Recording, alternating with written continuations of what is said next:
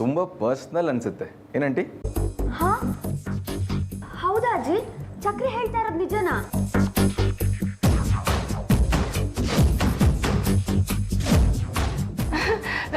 ಇಲ್ಲ ಕಣಪ್ಪ ಚಕ್ರಿ, ಪರ್ಸ್ನಲ್ ಅಂತೂ ಏನೂ ಇಲ್ಲ.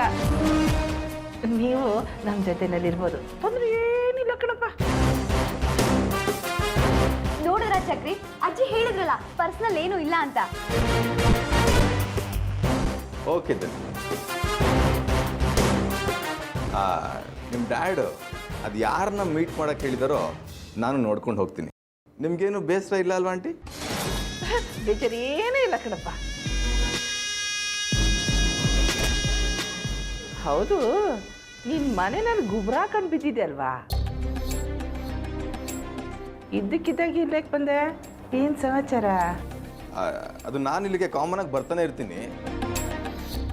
ರೆಸ್ಟೋರೆಂಟ್ ಓನರು ನನ್ನ ಫ್ರೆಂಡು, ಆದರೆ ನಿಮ್ಮನ್ನು ಫಸ್ಟ್ ಟೈಮ್ ಇಲ್ಲಿ ನೋಡ್ತಿರೋದು. ನಾನು ಯಾವತ್ತೂ ಇಲ್ಲಿಗೆ ಬರೋದೇ ಇಲ್ಲ ಕಣಪ್ಪ.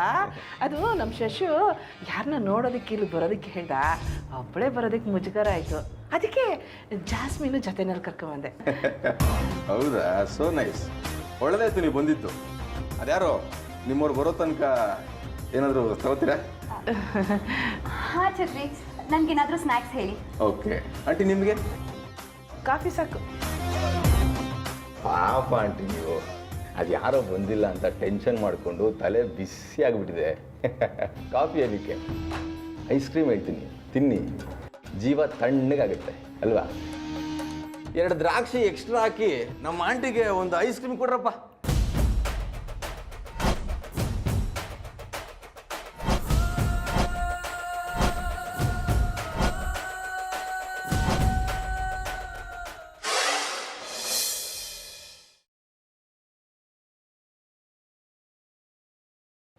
ಕಂಗ್ರಾಟ್ಸ್ ಸ್ವಾತಿ.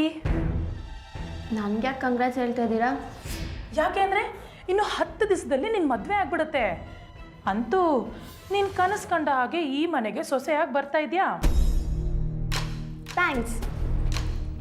ಅವತ್ತೇನೋ ಹೇಳ್ತಾ ಇದ್ರಿ ನನ್ನ ಮದುವೆ ಆಗೋ ಡೌಟು ಹಾಗೆ ಹೀಗೆ ಅಂತ. ಇವತ್ತು ನೋಡಿದ್ರಾ, ನನ್ನ ಮದುವೆ ಎಲ್ಲರ ಸಮ್ಮುಖದಲ್ಲೇ ಎಲ್ಲ ತಯಾರಿ ಜೊತೆ ಮುಗ್ದೋಗ್ತಾ ಇದೆ. ಮುಗ್ದೋಗುತ್ತೆ. ನಿನ್ನ ಮದುವೆ ಅಲ್ಲ, ಈ ಮನೆ ಸಂಬಂಧ. ಏನಂದ್ರಿ? ಹಾಂ, ಏನೂ ಇಲ್ಲ, ನಿನ್ನ ಮದುವೆ ಆರಾಮಾಗಲಿ ಅಂತ ಹೇಳಿದೆ ಅಷ್ಟೆ. ಆದರೂ ಚಿಂತೆ ನಿಮಗೆ ಬೇಡ, ನನ್ನ ಮದುವೆ ಆರಾಮಾಗೇ ಆಗುತ್ತೆ. ನೀ ನನ್ನ ಮದುವೆ ಆಗುತ್ತೆ ಅಂತ ಹೇಳೋ ಭರವಸೆಲೇ ನನಗೆ ಮದುವೆ ಆಗಲ್ಲ ಅಂತ ಅನ್ನಿಸ್ತಾ ಇದೆ. ಆದರೂ ನಾನು ತುಂಬ ಹೃದಯದಿಂದ ನಿನಗೆ ಹಾರೈಸ್ತಾ ಇದ್ದೀನಿ, ನಿನ್ನ ಮದುವೆ ಮಾತ್ರ ನನ್ನ ಮದುವೆ ಥರ ಆಗೋದು ಬೇಡ ಅಂತ. ಯಾವುದಕ್ಕೂ ನೀನು ದೇವಸ್ಥಾನಕ್ಕೆ ಹೋಗಿ ಅಪ್ಲಿಕೇಶನ್ ಹಾಕೋದು ಒಳ್ಳೆಯದು ಸ್ವಾತಿ. ಆ ದೇವರಿಗೆ ಕೇಳ್ಕೊ, ನಿನ್ನ ಮದುವೆಗೆ ಯಾವುದೇ ಥರ ವಿಘ್ನಗಳು ಬರದೇ ಇರಲಿ ಅಂತ. ಸರಿನಾ? ಬಾಯ್.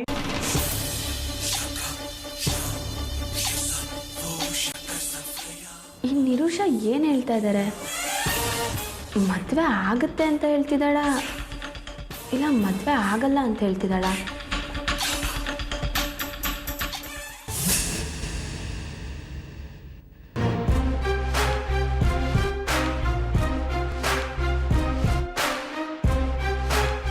ಅಜ್ಜಿ, ಇನ್ನೂ ಎಷ್ಟೊತ್ತು ಕಾಯೋದು? ಅವ್ರು ಬರ್ತಾರಾ ಇಲ್ವಾ ಅಂತ ಫೋನ್ ಮಾಡಿ ಕೇಳಿ. ಅಷ್ಟೊತ್ತಿಂದ ಫೋನ್ ಮಾಡ್ತಾನೆ ಇದ್ದೀನಿ, ಸ್ವಿಚ್ ಆಫ್ ಬರ್ತಿದೆ. ಹಾಗಿದ್ರೆ ಬರಲ್ಲ ಬಿಡಿ ಅವರು. ಇಷ್ಟೊತ್ತು ವೆಯ್ಟ್ ಮಾಡಿ ವೇಸ್ಟ್. ಹೌದು, ನೀವು ಮೀಟ್ ಮಾಡಬೇಕಾಗಿರೋ ವ್ಯಕ್ತಿ ಅಷ್ಟೊಂದು ಇಂಪಾರ್ಟೆಂಟ್. ಅಂಥದ್ದೇನು ಅವ್ರ ಹತ್ರ ಮಾತಾಡೋದು? ನನಗೂ ಗೊತ್ತಿಲ್ಲ ಚಕ್ರಿ, ಡ್ಯಾಡ್ ಹೇಳಿದ್ರು ಅಂತ ಅಜ್ಜಿ ಕರ್ಕೊಂಡು ಬಂದ್ರು. ಇಲ್ಲಿ ನೋಡಿದ್ರೆ ಯಾರೂ ಇಲ್ಲ. ಅಜ್ಜಿ, ನಾನು ಯಾಕೆ ಅವ್ರನ್ನ ಮೀಟ್ ಮಾಡಬೇಕು?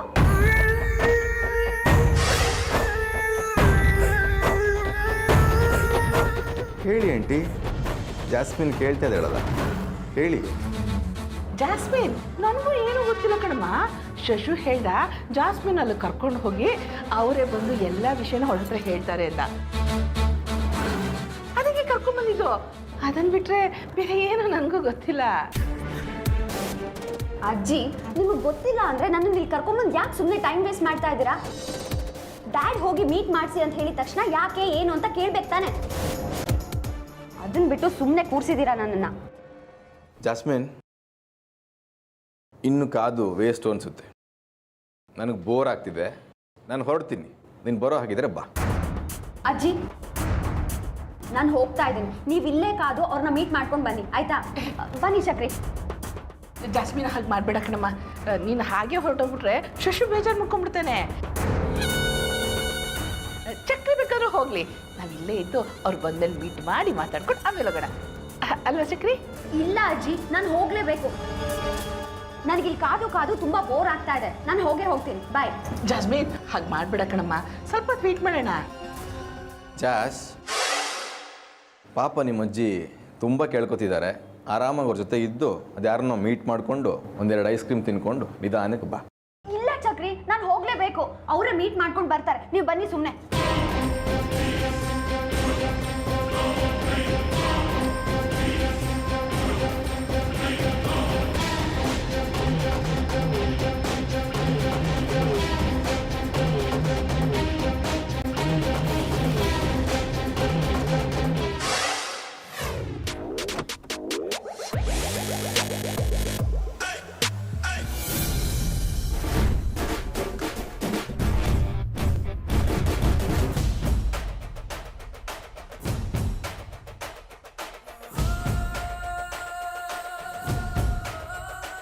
ಫೋನ್ ತೆಗಿಯೋ. ಹಲೋ. ಇಲ್ಲ ಕಣೋ, ನಾನು ಜಾಸ್ಮಿನು ಮೀಟ್ ಮಾಡೋಕೆ ಅಂತಲೇ ಇಲ್ಲಿಗೆ ಬಂದ್ವಿ. ಆದರೆ ಅವ್ರು ಬರಲಿಲ್ಲ, ಅವನು ಬಂದಿದ್ದ ಬಡ್ಡಿ ಮಗ ಚಕ್ರಿ. ಅಲ್ಲ ಕಣೋ, ನಾನು ಏನೇ ಮಾಡಲಿ, ಏನೇ ಮಾತಾಡಲಿ, ಎಲ್ಲಿಗೆ ಹೋಗಲಿ, ಶನಿ ಥರ ನನ್ನ ಬೆನ್ನಿಂದನೇ ಇರ್ತಾನಲ್ಲೋ. ಎಲ್ಲಿ ಬಂದು ಗಂಡು ಬಿದ್ದ ನಮಗೆ. ಸರಿ ಕಣ, ಅವ್ರಿಗಿನ್ನೂ ಸರಿ ಫೋನ್ ಮಾಡಿ ಅವ್ರು ಬರ್ತಾರೋ ಇಲ್ವೋ ಅಂತ ಕನ್ಫರ್ಮ್ ಮಾಡ್ಕೊಂಡು ಆಮೇಲೆ ಮನೆಗೆ ಹೋಗ್ತೀನಿ. ಸರಿ ಫೋನ್ ಇಡು.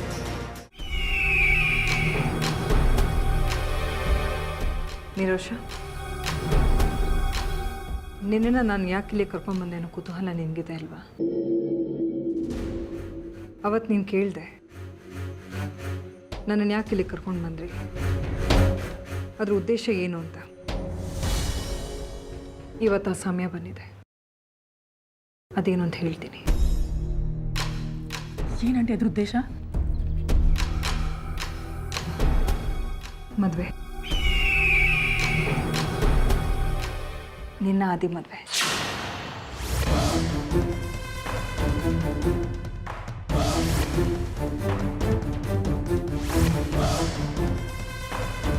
ನಿನ್ನ ಮದುವೆ ಆಗ್ತೀನಿ ಅಂತೇಳಿ ಹಸೆ ಮಣೆ ಮೇಲೆ ಕೂರಿಸಿ ಯಾವುದೋ ದಿವಸಕ್ಕೆ ನಿನಗೆ ತಾಳಿ ಕಟ್ಟದೆ ಹೊರಟೋದ. ಆ ತಪ್ಪನ್ನ ಸರಿ ಮಾಡಬೇಕು ಅಂತ ಇದ್ದೀನಿ. ಏನು ಹೇಳ್ತಿದ್ದೀರಾ ಆಂಟಿ? ಅವತ್ತಾಗಿದ್ದ ತಪ್ಪನ್ನು ಸರಿ ಮಾಡ್ತೀರಾ? ಹೇಗೆ? ಹೇಗೆ ಅಂದರೆ, ನಿನ್ನ ಆದಿ ಮದುವೆ ಮಾಡ್ತೀನಿ, ಅವ್ನು ಯಾವ ಬಾಯಲ್ಲಿ ತಾಳಿ ಕಟ್ಟಲ್ಲ ಅಂತ ಹೇಳೋದ್ನು ಅವನ ಕೈಯಲ್ಲಿ ನಿನ್ನ ಕುತ್ತಿಗೆ ತಾಳಿ ಕಟ್ಟಿಸ್ತೀನಿ. ನಿನಗೊಂದು ಹೊಸ ಜೀವನ ಸಿಗೋ ಹೋಗಿ ಮಾಡ್ತೀನಿ. ನಿನ್ನ ಬದುಕನ್ನು ಹಸನಾಗಿ ಮಾಡ್ತೀನಿ ಕಣೆ. ಚೆನ್ನಾಗಿದೆ ಆಂಟಿ ನಿಮ್ಮ ಮಾತು. ಕೋಳಿ ಕೇಳಿ ಯಾರಾದರೂ ಮಸಾಲೆ ಅರಿತಾರ? ಈಗ ಕಾಲ ಆಗಿದೆಯಮ್ಮ. ಒಂದು ಸಾರಿ ಆದಿತ್ಯ ನಿನ್ನ ಮದುವೆ ಆಗಲ್ಲ ಅಂತ ಹೇಳಿ ಮೋಸ ಮಾಡಿ ಹೋದ. ಇನ್ನೊಂದು ಸಾರಿ ಹಾಗಾಗದೇ ಇರಲಿ ಅನ್ನೋ ನನ್ನ ಭಾವನೆ. ಅದೆಲ್ಲದಕ್ಕಿಂತ ಹೆಚ್ಚಾಗಿ ನಿನ್ನ ನಿರ್ಧಾರ ಮುಖ್ಯ. ನಿನಗೆ ಆದಿತ್ಯನ ಮದುವೆ ಆಗೋದಕ್ಕೆ ಇಷ್ಟ ಇದೆಯೋ ಇಲ್ವೋ? ಒಂದು ಸಾರಿ ನಾನು ಆದಿ ನಂಬಿ ಮೋಸ ಹೋಗಿದ್ದೀನಿ ಆಂಟಿ, ಮತ್ತೆ ಅವನನ್ನು ನಂಬಿ ಮೋಸ ಹೋಗು ಅಂತ ಹೇಳ್ತಾ ಇದ್ದೀರಾ? ಅಲ್ಲ ಆಂಟಿ, ನಾನು ಆ ದಿನ ಯಾವ ಧೈರ್ಯದ ಮೇಲೆ ಮದುವೆ ಆಗಲಿ, ಯಾವ ನಂಬಿಕೆ ಮೇಲೆ ಗಂಡ ಅಂತ ಸ್ವೀಕರಿಸಲಿ? ಅವನಿಗೆ ಇವತ್ತಿದ್ದಿದ್ದ ಕೆಲಸ ನಾಳೆ ಇರಲ್ಲ. ಇವತ್ತು ಇನ್ನೊಂದು ಭರವಸೆ ಇರುತ್ತೆ, ನಾಳೆ ಅದೇ ಇನ್ನೊಂದು ಆಸೆ ಆಗಿರುತ್ತೆ. ಇಂಥವನನ್ನ ಅದು ಯಾವ ಧೈರ್ಯದ ಮೇಲೆ ನೀವು ನನ್ನನ್ನು ಮದುವೆ ಮಾಡಿಸ್ತೀರಾ ಆಂಟಿ? ನಿನ್ನ ಪ್ರಶ್ನೆಗಳಿಗೆ ಈ ಸದ್ಯಕ್ಕೆ ನನಗೆ ಉತ್ತರ ಕೊಡೋಕ್ಕಾಗದೇ ಇರ್ಬೋದು ನಿರೋಷ. ಆದರೆ ನೀನು ಆದಿತ್ಯನ ಮದುವೆ ಆಗ್ತೀಯೋ ಇಲ್ವೋ ಅನ್ನೋದನ್ನು ಹೇಳಿಬಿಡು. ಏನೇ ಆದರೂ ನಾನು ನಿನ್ನ ಜೊತೆಗಿರ್ತೀನಿ. ಆಂಟಿ, ನಿಮ್ಮ ಮಾತಿನ ನಂಬಿ ನಾನು ಆದಿತ್ಯನ ಮದುವೆ ಆಗೋಕೆ ಒಪ್ಕೊಂಡ್ರೆ ನಾನು ಚೆನ್ನಾಗಿರ್ತೀನ ಆಂಟಿ? ಅವನು ನನ್ನನ್ನು ಚೆನ್ನಾಗಿ ಬಾಳಿಸ್ತಾನ? ಸದಾ ಮೂಗಿನ ಮೇಲೆ ಕೋಪ ಇಟ್ಕೊಂಡು ಇನ್ನೊಬ್ಬರ ಮೇಲೆ ದ್ವೇಷ ಸಾಧಿಸೋನವನು. ಅಂಥವನ್ನ ನಾನು ಹೇಗೆ ಮದುವೆ ಮಾಡ್ಕೊಳ್ಳಿ ಆಂಟಿ? ಮದುವೆ ಆಗೋದಕ್ಕಿಂತ ಮುಂಚೆ ಎಲ್ಲರೂ ಕೋಪಿಸ್ಟ್ರಾಗಿರ್ತಾರೆ. ಆದರೆ ಒಂದು ಸಾರಿ ಮದುವೆ ಆದರೆ ಸಂಸಾರ, ಮಕ್ಕಳು, ಹೆಂಡತಿ, ಜವಾಬ್ದಾರಿ ಜಾಸ್ತಿ ಆಗ್ತಾ ಹೋಗುತ್ತೆ. ಕ್ರಮೇಣ ಎಲ್ಲ ಕಡಿಮೆ ಆಗುತ್ತೆ. ನನಗೆ ಆಸೆ ಇರೋದು ಒಂದೇ, ನಿನಗೆ ಒಳ್ಳೇದಾಗಬೇಕು, ನಿನಗಾಗಿರೋ ಮೋಸಕ್ಕೆ ನ್ಯಾಯ ಕೊಡಿಸ್ಬೇಕು. ಆದಿತ್ಯನ ಮದುವೆ ಆಗೋದಕ್ಕೆ ಒಪ್ಪಿಗೆ ಇದೆಯೋ ಇಲ್ವೋ? ಸರಿ ಆಂಟಿ, ನಾನು ಆದಿತ್ಯನ ಮದುವೆ ಆಗ್ತೀನಿ. ಆದರೆ ಇದಕ್ಕೆ ಆದಿ ಒಪ್ಕೊಂಡಿದ್ದಾನ? ಈ ವಿಷಯನ ನಾನು ಇನ್ನೂ ಅವನಿಗೆ ಹೇಳಲಿಲ್ಲ ಕಣೆ. ಮೊದಲು ನಿನ್ನ ಒಪ್ಪಿಗೆನ ತಗೊಂಡು ಆಮೇಲೆ ಅವನ ಹತ್ರ ಮಾತಾಡೋಣ ಅಂತ ಅಂದ್ಕೊಂಡೆ. ನೀನೇನು ವರಿ ಮಾಡ್ಕೋಬೇಡ, ಅವನನ್ನು ಒಪ್ಸೋ ಜವಾಬ್ದಾರಿ ನಂದು, ಸರಿನಾ? ನಾನು ಒಪ್ಪಿಗೆ ಕೊಡೋದಕ್ಕೂ ಮುಂಚೆ ನೀವು ಆದಿತ್ಯ ಹತ್ರ ಈ ವಿಷಯ ಮಾತಾಡಿ ಅವನು ಒಪ್ಪಿಗೆ ತಿಳ್ಕೊಳ್ಳಿ. ಅಲ್ಲಿವರೆಗೂ ನಾನೇನೂ ಹೇಳೋಕ್ಕಾಗೋದಿಲ್ಲ ಆಂಟಿ.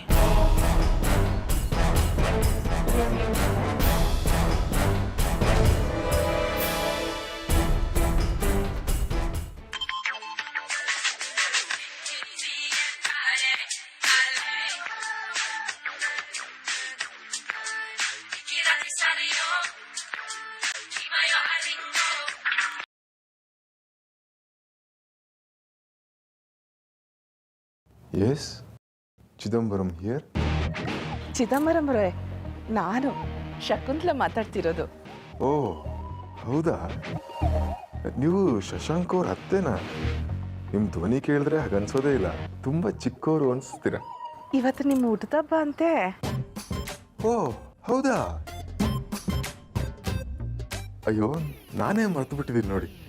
ಅಲ್ಲ ನನಗೆ ಗೊತ್ತಿಲ್ಲ, ನಿಮ್ಗೆ ಹೇಗೆ ಗೊತ್ತಾಯ್ತು? ನಿಮ್ಮ ಮಗನೇ ಹೇಳಿದ್ದು. ನಿಮಗೆ ಹುಟ್ಟು ಹಬ್ಬದ ಶುಭಾಶಯಗಳು. Thank you very much. ನೀವೇ ನನಗೆ ಫಸ್ಟ್ ವಿಶ್ ಮಾಡ್ತಿರೋದು. ನಾನೀ ಬರ್ತ್ಡೇ ಎಲ್ಲ ಆಚರಿಸ್ಕೊಳ್ಳೋದು ಬಿಟ್ಟು ತುಂಬ ವರ್ಷ ಆಗೋಯ್ತು. ಗೊತ್ತು, ಅದಕ್ಕೆ ನಿಮ್ಮ ಮಗ ನಿಮಗೆ ಫೋನ್ ಮಾಡಿ ವಿಶ್ ಮಾಡೋದಕ್ಕೆ ಹೇಳಿದ್ರು. ಹಾಗೆ ನಿಮಗೆ ಒಂಟಿತನ ಕಾಡ್ತಾ ಇದೆ ಅಂತಲೂ ಹೇಳಿದ್ರು. ಹೌದು, ಕರೆಕ್ಟ್ ಶಕುಂತಲ ಅವ್ರೆ. ನನ್ನ ಹತ್ರ ಕೋಟ್ಯಾಂತರ ರೂಪಾಯಿ ಆಸ್ತಿ ಇದೆ, ಏನು ಪ್ರಯೋಜನ? ಇರೋನೊಬ್ಬ ಮಗ, ಅವನದು ಮದುವೆ ಅಂತ ಮಾಡಿಬಿಟ್ರೆ ಆ ಜವಾಬ್ದಾರಿನೂ ಕಳೆದು ಹೋಗುತ್ತೆ. ಆಮೇಲೆ ಒಂಟಿತನ ಇನ್ನೂ ಎಷ್ಟೆಷ್ಟು ಕಾಡುತ್ತೋ ಏನು ಮಾಡೋಕ್ಕಾಗತ್ತೆ ಬಿಡಿ. ಎಲ್ಲ ನಾವು ಪಡ್ಕೊಂಡು ಬಂದಿದ್ದು. ಏನೋ ನಿಮ್ಮಂಥವ್ರು ಇದ್ದೀರಲ್ಲ ನಮ್ಮನ್ನು ವಿಚಾರಿಸ್ಕೊಳ್ಳೋದಕ್ಕೆ. ನೀವು ಬೇಸರ ಮಾಡ್ಕೋಬೇಡಿ. ಒಂಟಿತನ ಏನು ಅಂತ ನನಗೂ ಚೆನ್ನಾಗಿ ಅರ್ಥ ಆಗತ್ತೆ. ಯಾಕಂದರೆ ನನ್ನ ಗಂಡ ಬಿಟ್ಟು ಹೋಗಿ ತುಂಬ ವರ್ಷಗಳೇ ಆಯಿತು. ಹಾಗಿದ್ರೆ ನಾವಿಬ್ರು ಒಂದೇ ದೋಣಿಲಿ ಪ್ರಯಾಣ ಮಾಡ್ತಿರೋ ಪ್ರಯಾಣಿಕರು ಅಂತ ಹೇಳಿ. ಏನೋ ನನ್ನ ಕಷ್ಟ ವಿಚಾರಿಸ್ಕೊಳ್ಳೋದಕ್ಕೆ ನಿಮ್ಮಂಥ ಒಬ್ರು ಸ್ನೇಹಿತರು ಅಂತ ಸಿಕ್ಕಿದ್ರಲ್ಲ, ತುಂಬ ಖುಷಿ ಆಗ್ತಿದೆ. ಅಲ್ಲ ನಾನೇನೋ ಗಂಡಸು, ಹೇಗೋ ಕಾಲ ಕಳೆದು ಬಿಡ್ತೀನಿ. ಪಾಪ ನೀವೊಂದು ಹೆಣ್ಣಾಗಿ ಎಷ್ಟು ದಿವಸ ಅಂತ ಶಶಾಂಕ್ ಅವ್ರ ಆಶ್ರಯದಲ್ಲಿರೋಕ್ಕಾಗತ್ತೆ ಹೇಳಿ.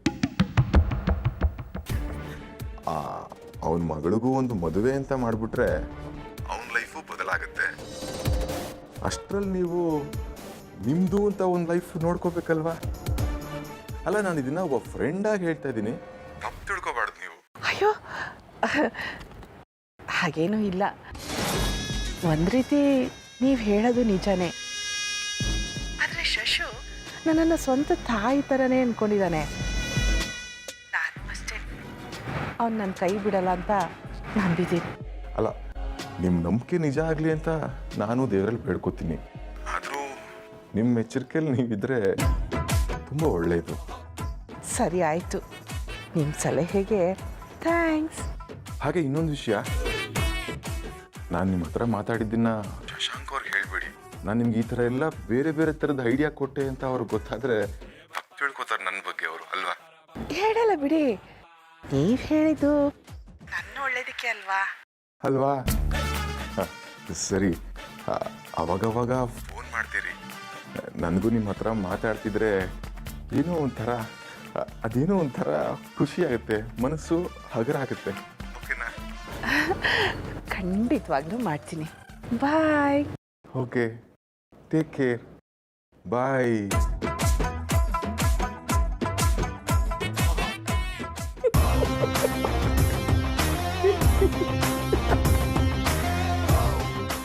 ವಯಸ್ಸಾದವ್ರ ಲವ್ ಮಜಾ ಇರುತ್ತೆ.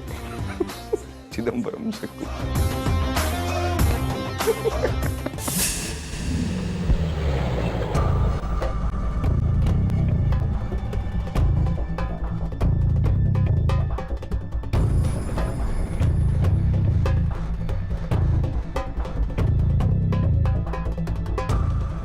ಅಮ್ಮ ನೀವಿಲ್ಲಿ ಆಟೋ ಏನಾದರೂ ಎಲ್ಲಿಗೆ ಹೋಗ್ಬೇಕಿತ್ತಮ್ಮ?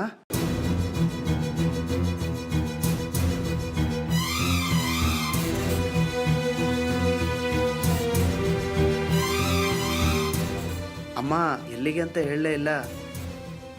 ನಾನು ಆದಿತ್ಯನ ನೋಡಬೇಕು. ಅಮ್ಮ ಆದಿತ್ಯ ಎಲ್ಲಿದ್ದಾನೆ ಅಂತ ನಿಜವಾಗ್ಲೂ ನಂಗೆ ಗೊತ್ತಿಲ್ಲ. ನೀನು ಅವನ ಫ್ರೆಂಡು. ಅವನೆಲ್ಲಿದ್ದಾನೆ, ಏನು ಮಾಡ್ತಾನೆ ಎಲ್ಲದೂ ನಿನಗೆ ಚೆನ್ನಾಗಿ ಗೊತ್ತಿರುತ್ತೆ. ಸುಮ್ಮನೆ ಹೊರಡು. ಅಮ್ಮ ನಿಜ ನಂಗೆ ಗೊತ್ತಿಲ್ಲಮ್ಮ. ಜಾಸ್ತಿ ಮಾತು ಬೇಡ, ಹೊರಡು ನರಸಿಂಹ.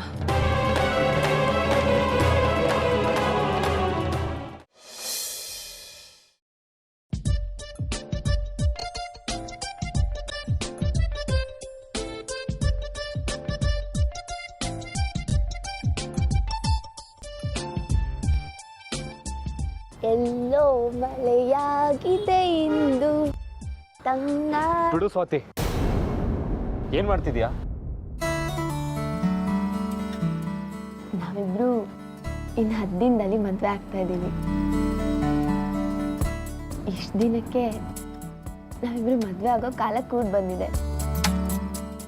ನೀವು ಮದುವೆಗೆ ಒಪ್ಕೊಂಡಿದ್ದು ನಂಗೆ ಎಷ್ಟು ಖುಷಿ ಆಯ್ತು ಗೊತ್ತಾ? ಡ್ಯಾಡಿ ಬಲವಂತ ಮಾಡಿದ್ದಕ್ಕೆ ನಾನು ಒಪ್ಪಿದ್ದು. ನನಗೆ ಈಗಲೂ ಮದುವೆ ಆಗೋದಕ್ಕೆ ಮನಸ್ಸಿಲ್ಲ ಸ್ವಾತಿ.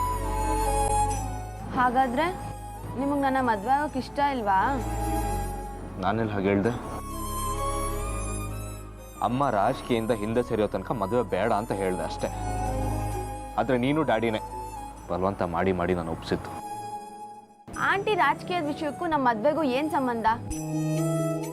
ಸುಮ್ಮನೆ ಯಾವಾಗಲೂ ಆಂಟಿ ರಾಜಕೀಯಕ್ಕೂ ನಮ್ಮ ಮದುವೆಗೂ ಅಟ್ಯಾಚ್ ಮಾಡಬೇಡಿ. ನೋಡಿ, ಇನ್ನು ಸ್ವಲ್ಪ ದಿನ ನೀವು ಡ್ಯೂಟಿಗೆ ರಜಾ ಹಾಕಿ. ಶಾಪಿಂಗು ಅದು ಇದು ಅಂತ ಕೆಲಸ ಇರುತ್ತೆ. ನಿನಗೆ ನನ್ನ ಆತಂಕ ಅರ್ಥ ಆಗ್ತಿಲ್ಲ. ಅಮ್ಮ ರಾಜಕೀಯಕ್ಕೆ ನಿಲ್ಲೋದು, ಅವ್ರನ್ನ ಸಪೋರ್ಟ್ ಮಾಡೋಕ್ಕೆ ಡ್ಯಾಡ್ ಅವ್ರ ಪಾರ್ಟಿನ ಬಿಡೋದು, ಅವ್ರ ವಿರೋಧಿಗಳೆಲ್ಲ ನನ್ನ ಮೇಲೆ ಸೈಡ್ ತೀರಿಸ್ಕೊಳ್ಳೋದು, ಇದೆಲ್ಲ ಬೇಕಾ? ಇದೇ ನಾನು ಈಗ ಮಾತಾಡ್ತೀರಾ? ಅಂಕಲ್ ಪಾರ್ಟಿ ಬಿಡೋದಕ್ಕೂ ಅವ್ರ ವಿರೋಧಿಗಳು ನಿಮ್ಮ ಮೇಲೆ ಸೇರ್ ತೀರಿಸ್ಕೊಳ್ಳೋಕ್ಕೂ ಏನು ಸಂಬಂಧ? ಸಂಬಂಧ ಇದೆ ಸ್ವಾತಿ. ಈಗ ಡ್ಯಾಡ್ ಇದೆ ರೂಲಿಂಗ್ ಪಾರ್ಟಿ ಇರೋದು. ಅವ್ರೇನಾದರೂ ಪಕ್ಷ ಬಿಟ್ಟರೆ ಅದ್ರ ಪರಿಣಾಮ ಆಗೋದು ನನಗೆ. ಊರು ಕೇರಿ ಇಲ್ಲದೆ ಇರೋ ಕಡೆ ಟ್ರಾನ್ಸ್ಫರ್ ಮಾಡ್ತಾರೆ. ಆಗ ಅದರಿಂದ ಕಷ್ಟ ಆಗೋದು ನನಗಲ್ಲ, ನಿನಗೆ.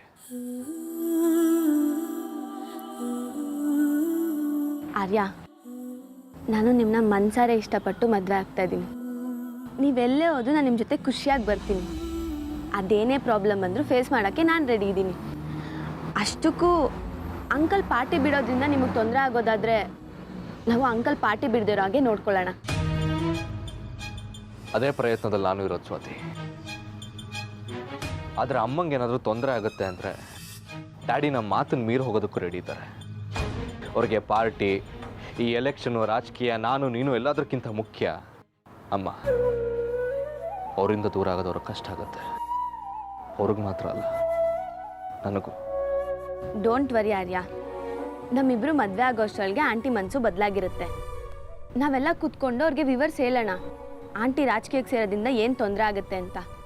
ಆಂಟಿನೂ ಅರ್ಥ ಮಾಡ್ಕೋತಾರೆ. ಒಟ್ಟಿನಲ್ಲಿ ಆಂಟಿ ರಾಜಕೀಯಕ್ಕೆ ಹೋಗ್ದಿರೋ ಹಾಗೆ ನಾವು ನೋಡ್ಕೊಳ್ಳೋಣ. ಅದೇ ಭರವಸೆಯಲ್ಲಿ ನಾನು ಇರೋದು ಸ್ವಾತಿ. ನೋಡೋಣ ಅದೆಷ್ಟರ ಮಟ್ಟಕ್ಕೆ ಸಕ್ಸಸ್ ಆಗುತ್ತೆ ಅಂತ.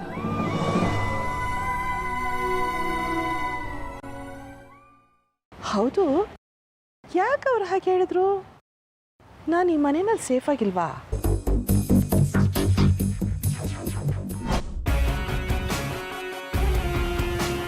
ಯಾಕೆ ಹಾಗೆ ನೋಡ್ತಿದ್ಯಾ? ಏನೋ ತುಂಬ ಡೀಪಾಗಿ ಯೋಚನೆ ಮಾಡ್ತಿದ್ರಲ್ಲ, ಏನಿರ್ಬೋದು ಅಂತ ಕುತೂಹಲದಿಂದ ನೋಡ್ತಾ ಇದ್ದೆ ಅಷ್ಟೆ. ಏನೂ ಇಲ್ಲಪ್ಪ. ಅಯ್ಯೋ ಅಯ್ಯೋ ಅಯ್ಯೋ, ಏನೂ ಇಲ್ಲ ಅಂತ ಹೇಳ್ತಿರೋ ಸ್ಟೈಲಲ್ಲೇ ಗೊತ್ತಾಗ್ತಿದೆ ಏನೇನೋ ಇದೆ ಅಂತ. ಏನದು? ಏನೂ ಇಲ್ಲ ಅಂತ ಹೇಳಿಲ್ವಾ? ಯಾಕಂಟಿ ಸುಳ್ಳು ಹೇಳ್ತೀರಾ? ನಿಮ್ಮ ಮುಖದಲ್ಲಿರೋ ಈ ಕೊಳೆ ಸಾರಿ, ಈ ಕಳೆ ನೋಡಿದ್ರೇ ಗೊತ್ತಾಗುತ್ತೆ ಸಮಥಿಂಗ್ ಸ್ಪೆಷಲ್ ಏನೋ ಇದೆ ಅಂತ. ಯಾಕೆಂದರೆ ಇಷ್ಟು ದಿವಸ ನಾನು ನಿಮ್ಮನ್ನು ನೋಡಿದ್ದಕ್ಕೂ ಇವತ್ತು ನಿಮ್ಮನ್ನು ಈ ನೋಡ್ತಾ ಇರೋದಕ್ಕೂ ಏನೋ ವ್ಯತ್ಯಾಸ, ಏನೋ ಖುಷಿ. ಎಲ್ಲೆಲ್ಲಿ ಹೋಗಿ ಕೆಂಪಿಗೆ ಆಗ್ಬಿಟ್ಟಿದ್ದೀರಾ, ಏನೋ ವಿಷಯ ಇದೆ, ಏನು ಅಂತ ಹೇಳಿ. ಯಾವ ವ್ಯತ್ಯಾಸನೂ ಇಲ್ಲ, ನಾನು ಕೆಂಪಗೂ ಆಗಿಲ್ಲ, ನಾನು ಖುಷಿಯಾಗೂ ಇಲ್ಲ. ನಾನು ಖುಷಿಯಾಗಿರ್ಬೇಕು ಅಂದರೆ ಮೊದಲು ನೀನು ಈ ಮನೆಯಿಂದ ತೊಲಗಬೇಕು. ಅದು ಮಾತ್ರ ಸಾಧ್ಯ ಇಲ್ಲ ಆಂಟಿ. ಆದರೂ ನಂಗೆ ಯಾಕೋ ನಂಬಿಕೆ ಬರ್ತಿಲ್ಲ. ಇವತ್ತು ನೀವು ಒಂಥರ ಮದುಮಗಳ ಥರ ಕಾಣಿಸ್ತಾ ಇದ್ದೀರಾ. ಈಗ ತಾನೇ 18 ವರ್ಷ ತುಂಬಿರೋ ಹುಡುಗಿ ಥರ ಮುಖ ಎಲ್ಲ ಮಿಣ ಮಿಣ ಮಿಣ ಮಿಂಚ್ತಾ ಇದೆ ಆಂಟಿ. ಹೀಗೆಲ್ಲ ಮಾತಾಡೋದಕ್ಕೆ ನಿನಗೆ ನಾಚಿಕೆ ಆಗಲ್ಲ? ಅಯ್ಯೋ, ನಾಚಿಕೆ ಯಾಕಂటే ಈ ವಿಷಯಕ್ಕೆ ಇರೋ ವಿಷಯ ಹೇಳ್ತಿದ್ದೀನಿ. ನಿಮ್ಮನ್ನ ಹೊಗಳ್ತಾ ಇದ್ದೀನಿ. ನಿಜವಾಗ್ಲೂ ನೀವು ಇವತ್ತು ತುಂಬ ಮುದ್ದಾಗಿ ಕಾಣಿಸ್ತಾ ಇದ್ದೀರಾ ನಾಚ್ಕೊಂಡು. ನಿನ್ನ ಹತ್ರ ಮಾತಾಡ್ತಿದ್ದೀನಲ್ಲ, ನನಗೆ ಮರ್ಯಾದೆ ಇಲ್ಲ.